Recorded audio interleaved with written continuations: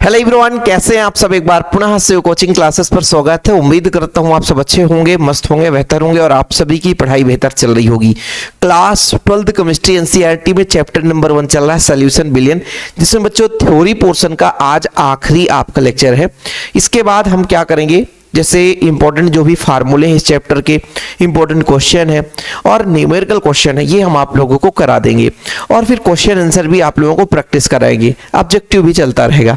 तो सब कुछ आप लोगों के लिए स्टडी मटेरियल हम रेडी कर रहे हैं, है ना। क्रम बाय क्रम आपको सारी चीजें देंगे। तो चैनल पे पहली बार आए हैं, चैनल को सब्सक्राइब जरूर कर लेना। चलिए शुरू करते हैं। जो चीजें छूट गई थी उसी के बारे में चर्चा करेंगे। जैसे बच्चों हमने आपको पढ़ाया था राउल्ट का नियम। राउल्ट के नियम में आपको हमने बताया था कि आदर्श और अनादर्श विलयन आपको तैयार करना है। राउल्ट का नियम क्या कहता है बच्चों, आप सबको पता है। किसी अवाष्पशील विलय युक्त विलयन में, है ना, विलयन या विलायक का वाष्प दाब, विलयन या विलायक का वाष्प दाब विलायक के मोल प्रभाज के समानुपाती होता है। विलयन या विलायक का वाष्प दाब विलायक के मोल प्रभाज के समानुपाती होता है। ये कहता है क्या, राउल्ट का नियम। क्या कहता है बच्चों, राउल्ट का नियम। फिर इसको जब हम सॉल्व करते हैं बच्चों, तो ये हो जाता है अपना PA बराबर कितना होता है, K इंटू XA।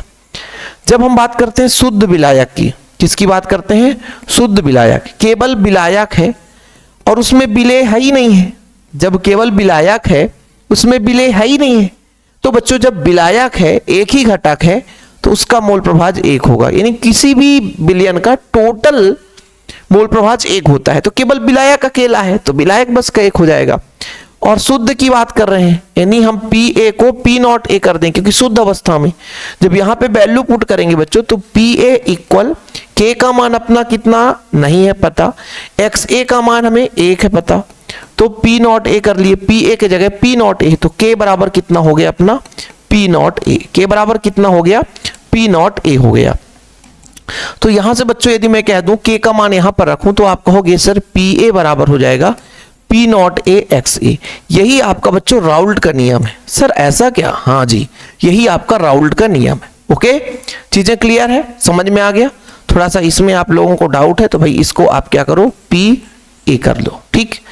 इसी तरीके से हम द्विअंगी विलयनों के लिए बात करते हैं कि मतलब द्विअंगी विलयन का मतलब है, जैसे आपका विलायक है, अभी सिर्फ विलायक के लिए बात की गई है। यदि मान लीजिए इसमें विलेय भी उपस्थित है, तो क्या कर देते हैं बच्चों, PB बराबर P0B इंटू XB। तो ये अपना राउल्ट के नियम के ही आधार पर दूसरे घटक के लिए हो गया। अब हम इसी से परिभाषित करते हैं आदर्श विलयन और अनादर्श विलयन। जो इस नियम का पालन करता है, यानी PA का मान P0A XA के बराबर है, तो आपका आदर्श विलयन है। लेकिन जो इस नियम का पालन नहीं करता, जो इस नियम का पालन नहीं करता बच्चों, उसे हम बोलते हैं अनादर्श विलयन। यानी जो राउल्ट के नियम का पालन करे उसे हम आदर्श विलयन, और जो राउल्ट के नियम का पालन ना करे उसे हम अनादर्श विलयन कहते हैं।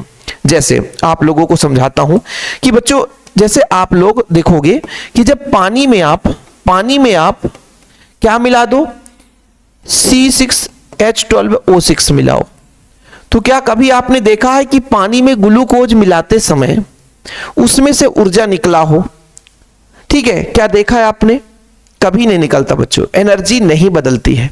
इसका योग करके आयतन निकालेंगे, नहीं बदलेगा, ठीक है। लेकिन वहीं पे बच्चों यदि मैं कह दूं आपको H2O है और इसमें कैल्शियम कार्बोनेट डाल दो, या सीधा सीधा आप कली का चूना डाल दो, कली का चूना, तो क्या बनेगा, कैल्शियम हाइड्रोक्साइड। अब इसमें बताओ बच्चों एनर्जी में परिवर्तन होगा ना, बिल्कुल होगा। तो आप कह सकते हो कि जिसमें किसी प्रकार से कोई परिवर्तन ना हो, वो आपका आदर्श विलयन। जिसमें यदि थोड़ा बहुत भी एंथैल्पी ऊर्जा का परिवर्तन हो जाए, वो बच्चों आपका अनादर्श विलयन। यानी जो राउल्ट के नियम का पालन करे वो सीधा सीधा आदर्श विलयन, और जो राउल्ट के नियम का पालन ना करे वो अनादर्श विलयन। जैसे प्यारे बच्चों इस तरीके से यदि सूत्र दिया है, मतलब वो राउल्ट के नियम का पालन कर रहा है, लेकिन वहीं पे यदि कुछ ऐसा आ गया कि प्यारे बच्चों PA not equal P0A XA, या PB not equal P0B XB, तो ये आपका क्या हो जाएगा, अनादर्श विलयन, ठीक है। जो राउल्ट के नियम का पालन करे वो आदर्श विलयन, और जो राउल्ट के नियम का पालन ना करे वो अनादर्श विलयन।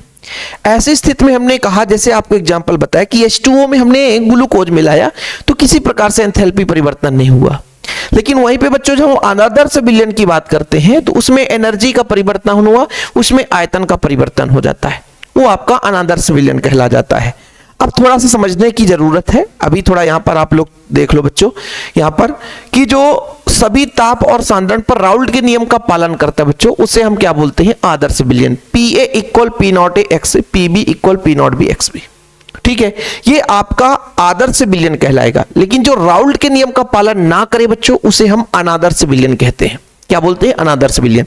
हमने बोला ना PA not equal P0 x, PB not equal P0 B XB, ये हमने आपको समझाया, ठीक है। इसमें किसी प्रकार से कोई आयतन परिवर्तन नहीं होता है, यानी दो घटकों को आपस में मिलाते हैं तो जितना उनका आयतन था उतना ही आयतन रहता है बच्चों।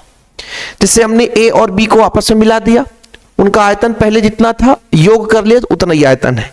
लेकिन यहाँ पे प्यारे बच्चों जब हम अनादर्श विलयन की बात करते हैं तो इसमें आयतन में परिवर्तन होता है। ऐसे ही सेम बच्चों मिश्रण के एंथैल्पी में कोई परिवर्तन, आदर्श विलयन में किसी प्रकार से कोई परिवर्तन नहीं होता, लेकिन अनादर्श विलयन में बच्चों कहीं ना कहीं मिश्रण के एंथैल्पी में परिवर्तन होता है। देखो ऐसा होता क्यों है, इसके पीछे फैक्ट है।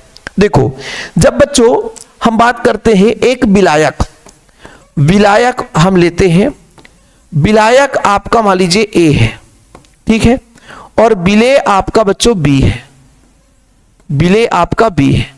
तो हम जानते हैं कि विलायक के कई सारे अणु आपस में बंधे रहते हैं, एक दूसरे से तो बंधे रहते हैं, एक ही अणु तो होता नहीं, एक ही परमाणु तो हो नहीं सकता। विलायक में बहुत है ना, हजारों परमाणु होंगे बच्चों, तो उनमें A और A के बीच बंध होगा, बिल्कुल होगा। विलायक का अणु विलायक से जुड़ा होगा। ऐसे ही विलेय है बच्चों, तो विलेय भी विलेय के साथ जुड़ा होगा। लेकिन जब हम विलयन की बात करते हैं, विलयन की बात करते हैं बच्चों, तो विलयन दो घटकों से मिलकर बनता है, A और B जोड़ते हैं, मतलब बंध जो है A और B की बन गया।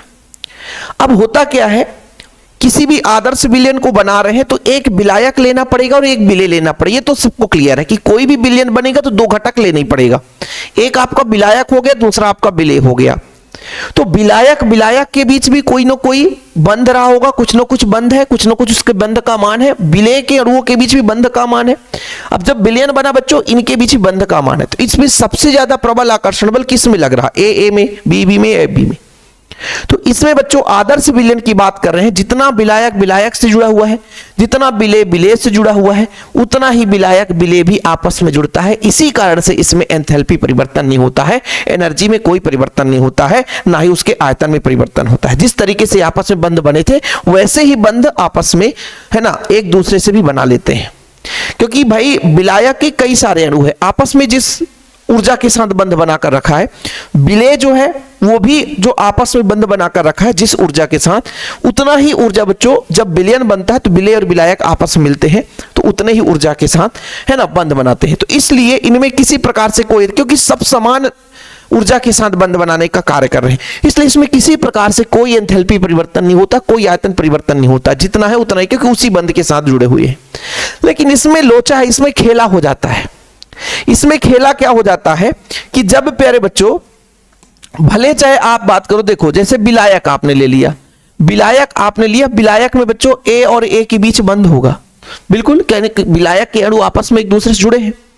विलेय की बात करते हैं बच्चों, ये विलेय की बात करते हैं, ये विलेय की बात करते हैं, मतलब आपका B से जुड़ा हुआ है, यानी B का परमाणु दूसरे परमाणु से जुड़ा हुआ है। तो जब विलयन बनता है ना बच्चों, जब विलयन बनता है तो इसकी ऊर्जा मतलब इनके बीच जो बंध है, इनके बीच बंध है, या तो इनसे अधिक होगा या तो प्यारे बच्चों इन दोनों से कम होगा, ठीक है, बराबर नहीं होगा। यदि मान लीजिए बंध ज्यादा है, मतलब कहीं ना कहीं ज्यादा ताकत के साथ बंध, तो उसने ऊष्मा लिया होगा तब तो प्रबल बंध बनाया होगा।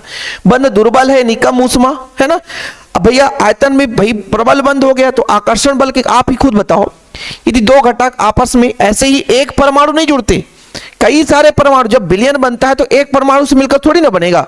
आपने 1 लीटर विलयन बनाया, उसमें लाखों परमाणु होंगे।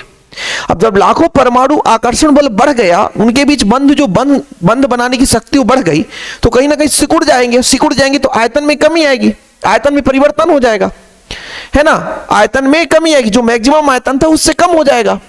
यदि मान लीजिए बंध उनके बीच दुर्बल है, थोड़ा सा तो दूर दूर रहेंगे। बंध दुर्बल है भाई, बंध प्रबल है तो पास पास आएंगे, बंध दुर्बल है तो दूर दूर जाएंगे। तो इस कारण से इसमें एंथैल्पी और आयतन में परिवर्तन हो जाता है। देखो बच्चों, मैं वो टॉपिक पढ़ा रहा हूं जो एनसीईआरटी में है, और जो पॉइंट एनसीईआरटी में नहीं है उसे मैं भी भूल जाता हूं कि इसको पढ़ाना है, क्योंकि भाई अब केवल और केवल एग्जाम में क्वेश्चन एनसीईआरटी से ही बनता है। तो प्यारे बच्चों, यदि आप लोगों को बोला जाए आदर्श विलयन का निर्माण कब होता है, तो जब विलायक और विलेय के बीच जो बंध है, उसी तरीके से विलयन बनाते समय विलायक विलेय आपस में बंध बनाते हैं, उनका मान समान रहता है, तो विलयन आदर्श विलयन है। लेकिन वहीं पे बच्चों विलायक विलायक विलेय विलेय के बीच बंध है, इसके अपेक्षा विलयन बनाते समय विलेय विलायक के बीच जो बंध है वो डिफरेंस हो जाए, अधिक या कम हो जाए, तो प्यारे बच्चों आपका अनादर्श विलयन कहलाता है।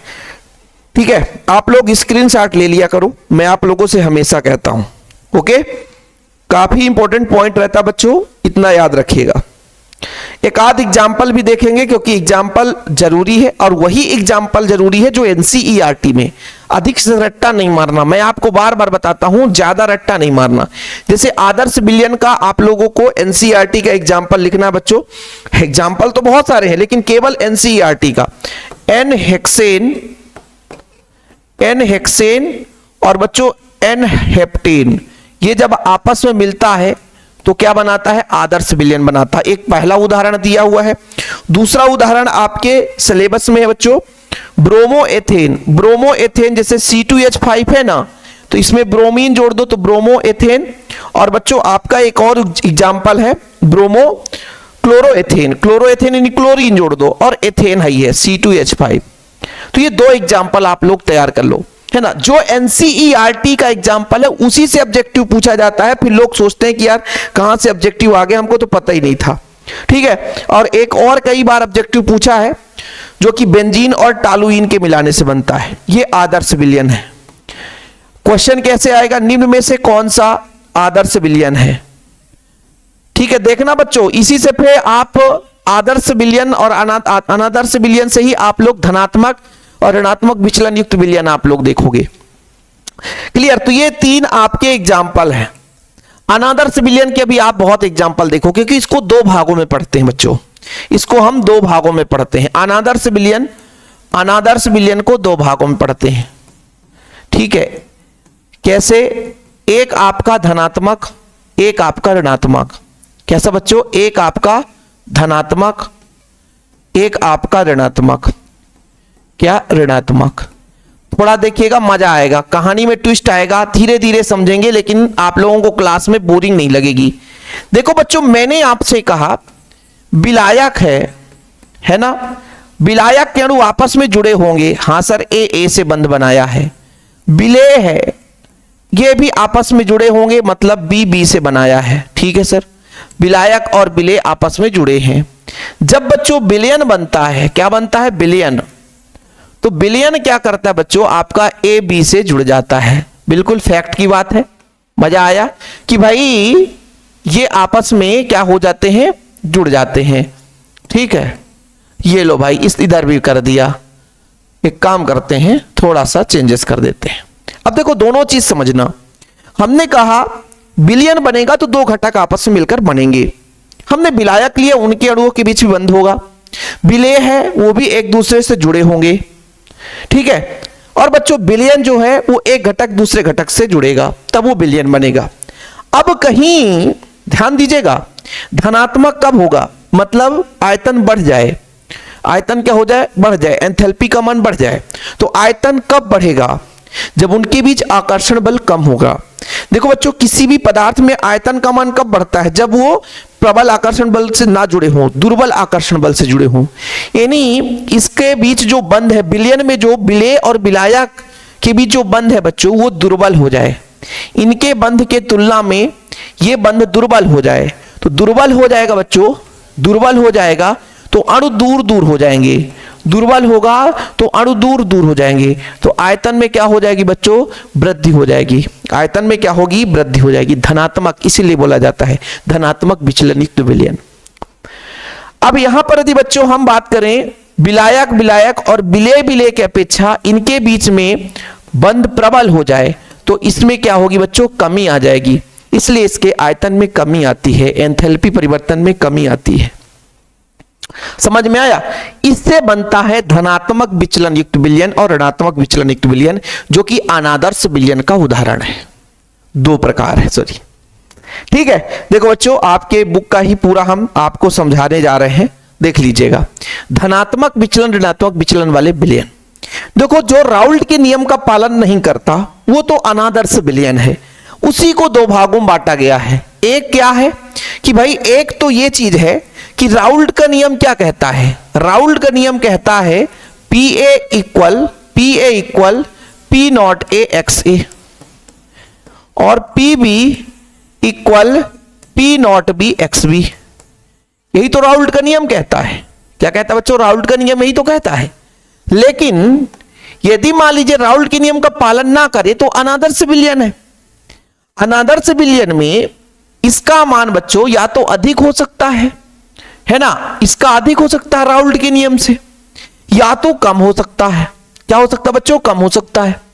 राउल्ट के नियम से अधिक हो सकता है वो धनात्मक, और जो राउल्ट के नियम से कम हो जाएगा वो ऋणात्मक विचलन युक्त विलयन कहलाएगा। तो जब धनात्मक विचलन युक्त विलयन की बात करते हैं तो इनका बच्चों देखो, यदि मैं केवल दो टॉपिक को लेकर चलूं और आधे घंटे का लेक्चर लूं तो वो आपको आधे घंटे लग जाएंगे केवल इसको समझने के लिए कि कैसे वाष्प दाब रिलेट होता है। देखो बच्चों, एक चीज आप लोगों को समझना है ना, यह समझना है कि प्यारे बच्चों, जैसे हम यहां पर बात कर रहे थे कि यदि ये दुर्बल है, क्या है? दुर्बल है। कैसे?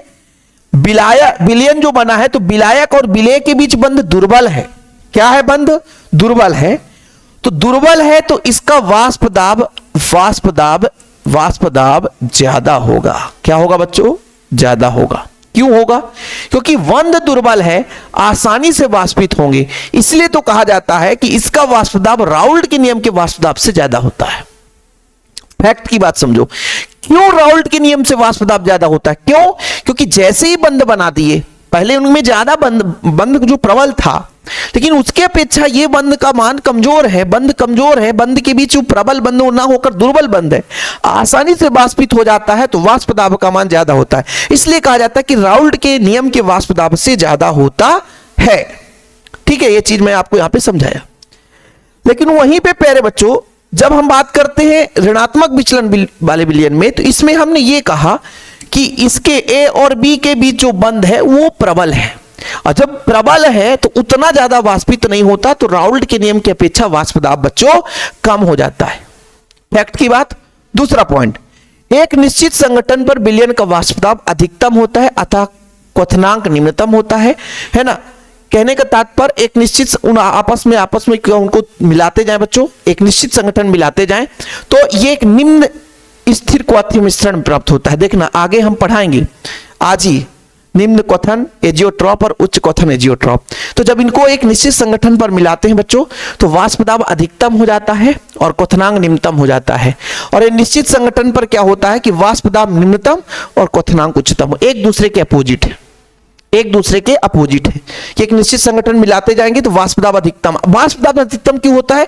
क्योंकि बंध दुर्बल है ना। जब बंध दुर्बल है तो ज्यादा मात्रा में वाष्पित होता है। ठीक है, और बच्चों क्वथनांक क्या हो जाएगा? निम्नतम। क्योंकि न्यूनतम क्यों हो जाए? क्योंकि बंध दुर्बल है तो क्वथनांक न्यूनतम होगी। और इसमें तो बंध प्रबल है, ए और बी के बीच बंध प्रबल है। जब बंध प्रबल है भाई तो वाष्प दाब कम बन रहा है, मतलब वाष्प कम बन रहा है, दाब कम लग रहा है, तो वाष्प दाब निम्नतम हो जाता है और जिस स्थिति में क्वथनांक उच्चतम हो जाता है। पॉइंट की बात है ना। एंथैल्पी में वृद्धि होती है, आयतन में वृद्धि होती है, लेकिन यहां पर एंथैल्पी और आयतन में कमी आती है। एग्जांपल में बच्चों देखो, यहां पर CH3CO CH3 को CH2 से मिला दो, CHCl3 और CH3CO CH3 एसीटोन को क्लोरोफॉर्म से मिला दो, तो ये आपका ऋणात्मक विचलन है बच्चों, ये आपका धनात्मक। दोनों अनादर्श विलयन का उदाहरण। आप अनादर्श विलयन का उदाहरण आएगा तो इन दोनों में से कोई भी उदाहरण लिख सकते हो। एसीटोन को क्लोरोफॉर्म के साथ मिला दें तो बच्चों अनादर्श विलयन है, याद रखिएगा। एसीटोन को हम क्लोरोफॉर्म के साथ मिला दें तो अनादर्श विलयन है। ये हो सकता है आपके बुक में हो, स्क्रीनशॉट ले लेना, भले ही अंतर ना आए, समझाने के लिए आ जाएगा तो फिर आपसे बनना चाहिए ना बाबू। ठीक, कोई दिक्कत? फिनाल और एनिलीन को मिला दो, फिनाल और एलिनीन का मिश्रण, क्लोरोफॉर्म एसीटोन का मिश्रण। जैसे और भी एग्जांपल इसमें फिनाल है, फिनाल क्या होता है C6H5OH और एनिलीन C6H5NH2, ठीक, एनिलीन है बच्चों। तो ये आपका ऋणात्मक विचलन की विलयन कहलाता है। क्लियर, समझ में आ गया होगा जो फैक्ट की बात करी हमने। आगे पॉइंट पर चलते हैं बच्चों, अगले बिंदु पर।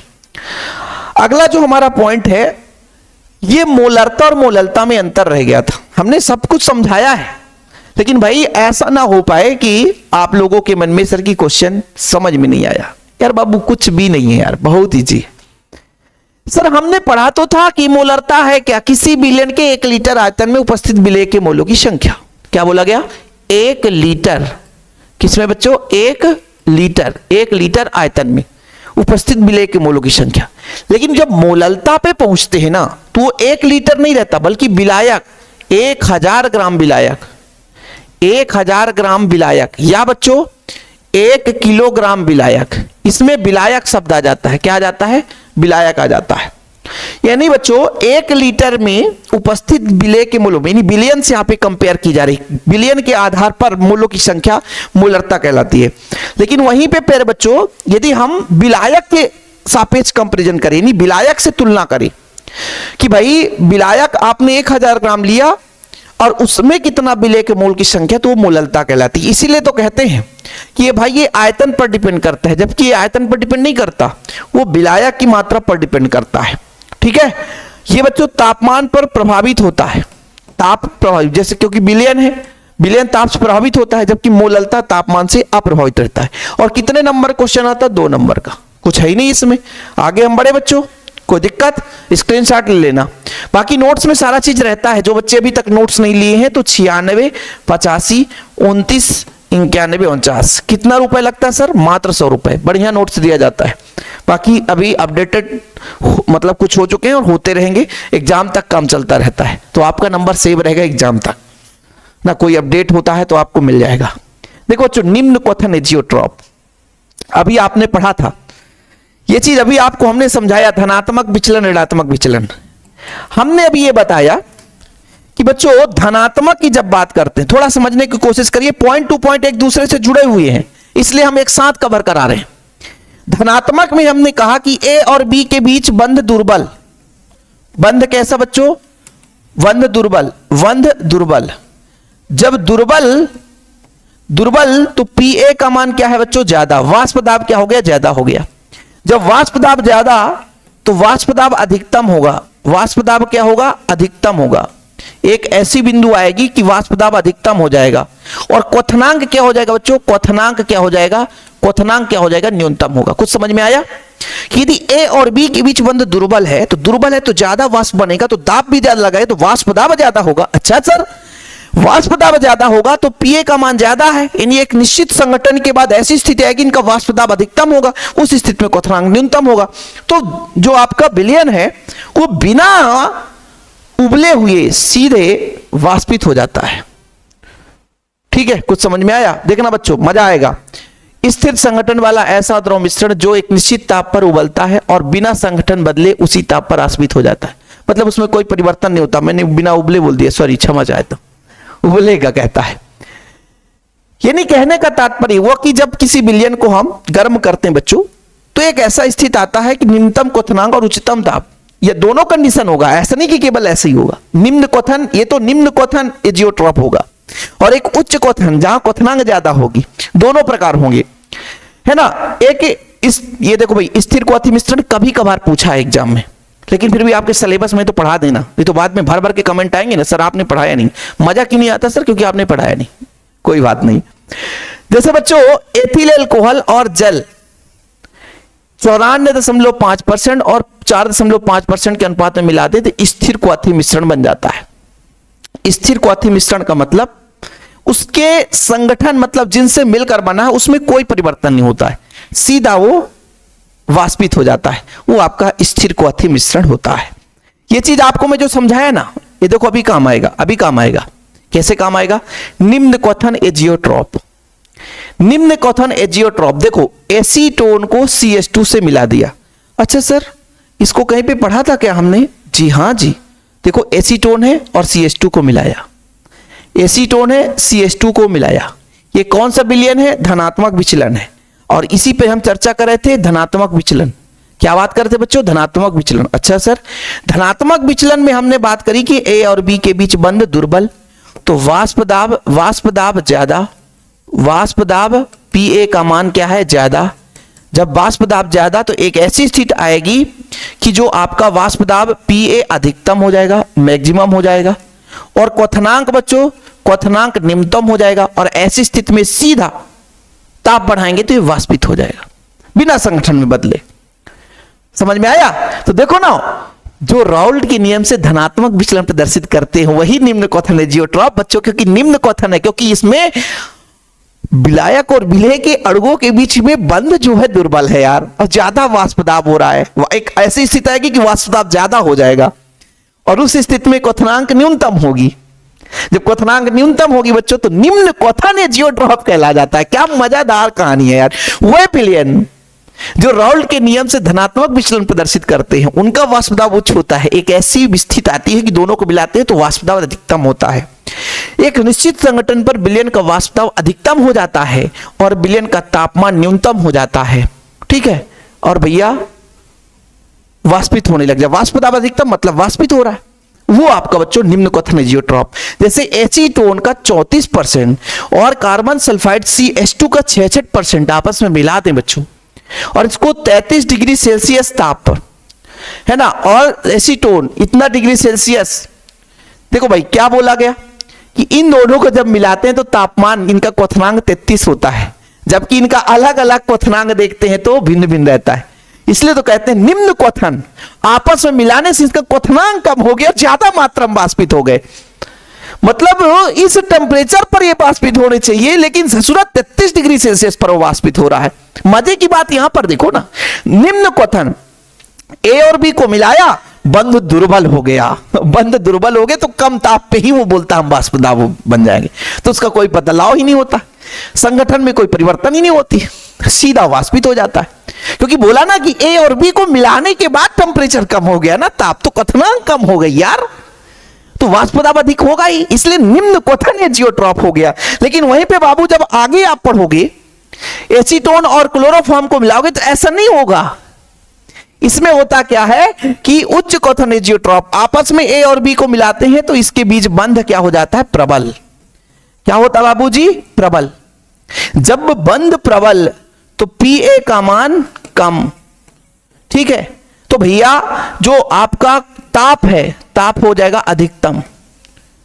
क्या हो जाएगा? उसका अपोजिट होता है, इसे बोलते हैं उच्च क्वथन जियोट्रॉप। ठीक है, कि जो विलयन राउल्ट के नियम के ऋणात्मक विचलन प्रदर्शित करता है, उल्टा चलो सीधा पूरा उल्टा, उसका वाष्प दाब अपेक्षा से कम होता है। वाष्प दाब क्या हो गया? कम हो गया, और जब कम हो गया तो निश्चित संगठन पर विलयन का वाष्प दाब न्यूनतम हो जाता है, किंतु तापमान उच्च होता है। इस ताप पर पूरा द्रव बिना संगठन बदले हुए, मतलब तापमान ज्यादा बढ़ाना पड़ता है, यानी A और B को मिला दे ताप बढ़ गया, उस स्थिति में वो वाष्पित होता है।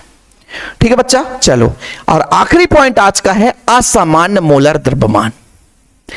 असामान्य मोलर द्रव्यमान जितना होना चाहिए उतना नहीं आ रहा है, अपेक्षा कि भाई हम ये कह रहे हैं कि बच्चों ये असामान्य मोलर द्रव्यमान है क्या, कि जिस भी हम पदार्थ का मोलर द्रव्यमान निकालते हैं, लेकिन जब हम वास्तविक रूप से देखते हैं कि जो होना चाहिए वो निकल कर नहीं आ रहा है, उसे बोलते हैं हम असामान्य मोलर द्रव्यमान। देखो बच्चों, ऐसा मोलर द्रव्यमान जो अनुमानित या सामान्य मान की तुलना में निम्न या उच्च होता है, असामान्य मोलर द्रव्यमान होता है।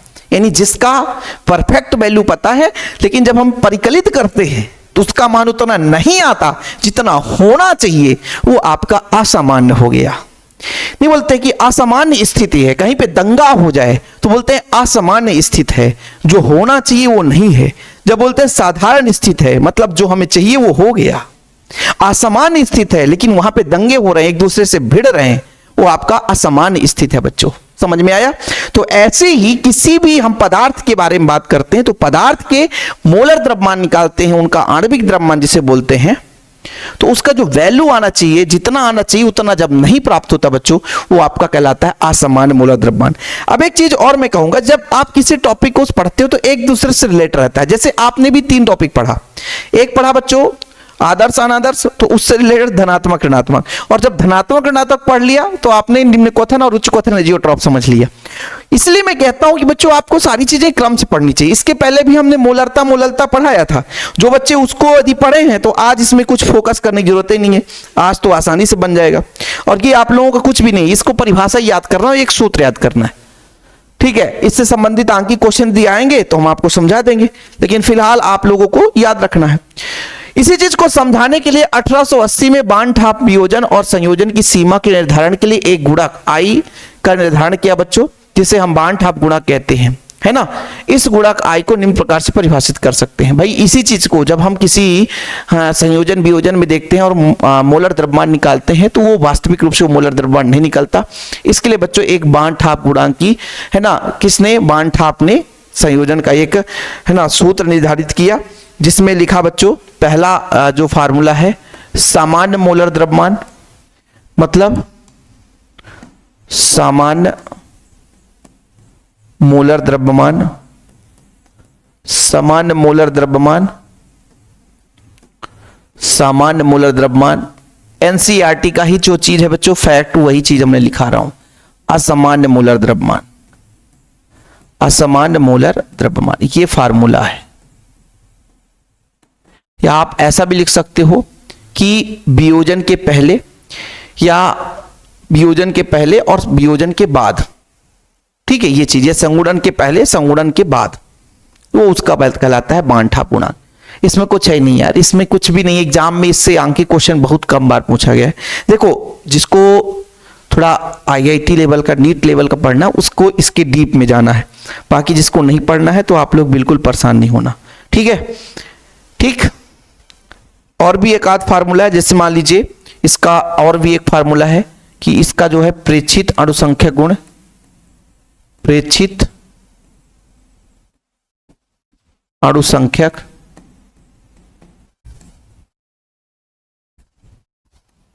और दूसरा बच्चों परिकलित, जो हम प्राप्त करते हैं, परिकलित अणुसंख्यक गुण, अणुसंख्यक गुण। भाई ऐसा ना रह जाए ना कि सर ने बताया नहीं, इसलिए मैं सोचता हूं एक एक पॉइंट आपको याद रखना है ना। फार्मूला वगैरह तो बनना चाहिए, ठीक है। या तो संयोजन के नीचे आप लिख लेना, इसमें संयोजन या संगुणन, संयोजन मतलब योग, दो पदार्थ आपस में मिल रहा है, संगुणन मतलब जोड़, संगुणन, संयोजन या संगुणन, संयोजन या संगुणन, संयोजन के पहले या संगुणन के पहले संगुणन, ठीक है। संगुणन के पहले कितना था बच्चों और संयोजन के बाद कितना प्रेक्षित मान निकल कर आया है, इसका अनुपात ही आपका बांड-ठाप गुणक कहलाता है। क्या कहलाता है? बांड-ठाप गुणक कहलाता है, ठीक है। लिखना है इसको, ठीक है। संगुणन के बाद कणों के मोलों की संख्या, कणों के मोलों की संख्या, कितने मोलों की संख्या है, ठीक है। और यहां पर बच्चों के पहले कणों के मोलों की संख्या, ये आप लोगों को असमान मोलर द्रव्यमान 2 नंबर में दिया जाएगा, इतना लिखना है बस। एग्जाम के पॉइंट ऑफ व्यू से पढ़ा रहा हूं, है ना, कंपटीशन के पॉइंट ऑफ व्यू से नहीं, भाई उसकी क्लासेस अलग रहती है, उसके लिए थोड़ा सा डीप में जाना पड़ता है। लेकिन फिलहाल आज के लिए इतना ही, हम इसके आगे हम पढ़ाएंगे भी नहीं, अगला टॉपिक आ जाएगा अपना, खत्म बाबू, ठीक है। असामान्य मोलर द्रव्यमान। तो इस तरीके से हमारा चैप्टर भी समाप्त होता है। प्यार भरा कमेंट करके बताइएगा कैसा लगा आज का क्लास, और इस चैप्टर को खत्म करने में आपको कितना दिन लगा। आपको क्लास क्रम से मिल जाएंगे। मैं आपको अभी बता रहा हूँ इंपॉर्टेंट जो फार्मूला है वो सब आपको मैं प्रोवाइड करूंगा, इससे क्या क्या चीजें याद करनी वो भी मैं आपको बताऊंगा। बस चैनल पे पहली बार आए हैं, चैनल को सब्सक्राइब कर लें। प्यार भरा नमस्कार, आपके एक छोटा सा दिल सा हार्ट इमोजी का कमेंट का रहता है इंतजार। जय हिंद, वंदे मातरम।